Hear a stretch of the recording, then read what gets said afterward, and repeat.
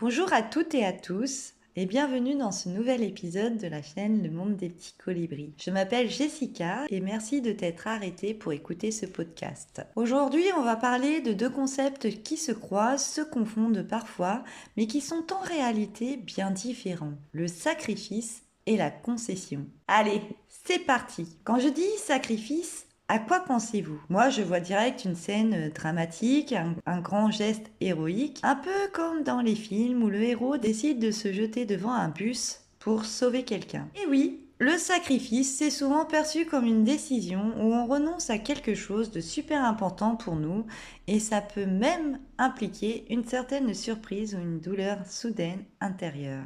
Prenons un exemple simple.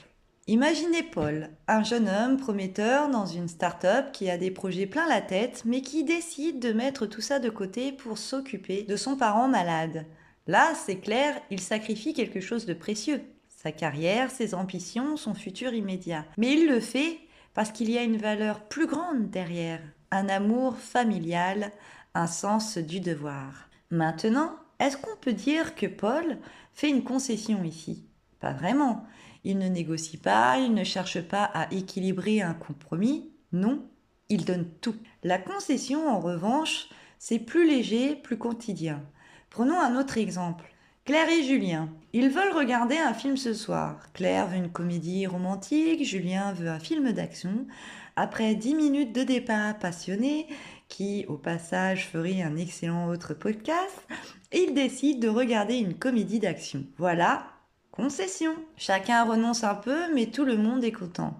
Enfin, jusqu'à la moitié du film où ils se rendent compte que ce mix de genres n'a pas vraiment bien vieilli. Dans la vie, on fait des concessions tout le temps, mais un sacrifice, ça reste plus rare. Ce qui est intéressant, c'est que les études comportementales montrent que l'être humain n'aime pas perdre, même un tout petit peu. Ça s'appelle l'aversion à la perte. Et c'est là qu'intervient la concession. D'ailleurs, petite parenthèse, vous connaissez le célèbre dilemme du prisonnier? Deux personnes doivent décider sans pouvoir se parler s'ils trahissent l'autre ou non. S'ils coopèrent, tout le monde gagne. Mais s'ils décident de ne pas faire de concessions et choisissent de trahir, tout le monde perd. Ce dilemme est fascinant parce qu'il illustre à quel point nous sommes souvent réticents à faire une petite concession pour obtenir un bénéfice commun plus grand. Il y a même des études qui montrent que les gens sont plus enclins à faire des concessions quand ils sont dans un environnement social ou émotionnel favorable. On est plus ouvert au compromis après un bon repas par exemple, ou quand on se sent écouté. Ce qui nous amène à une question: que préférez-vous sacrifier? Votre fierté ou le dernier dessert sur la table? Parce qu'entre nous, on peut parler des sacrifices modernes?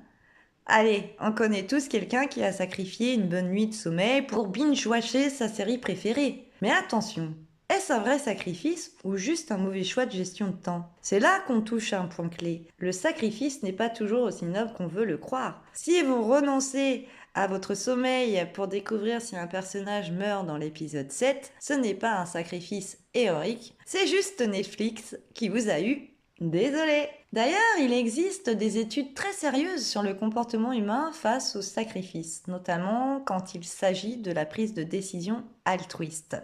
Une expérience menée par l'université de Zurich a montré que certaines personnes sont prêtes à sacrifier une grande partie de leurs gains pour en donner aux autres, même quand personne ne regarde. Cela montre que pour certains, le sacrifice, même silencieux, donne un sentiment d'accomplissement moral. On est programmé pour ressentir un certain bien-être quand on fait une bonne action, même si elle nous coûte. Donc si on résume, le sacrifice, c'est souvent un acte grand, coûteux, qui nous touche profondément et fait appel à nos valeurs les plus fortes. C'est renoncer à quelque chose d'important pour quelque chose de plus grand que nous. La concession, c'est plus léger, c'est négocier, c'est faire un compromis pour garder la paix ou obtenir un avantage tout en renonçant à une petite part de ce qu'on voulait. Finalement, que ce soit dans les relations amoureuses, les amitiés ou au travail, la clé c'est de savoir quand faire une concession et quand un sacrifice devient nécessaire. Mais s'il y a bien une chose à retenir,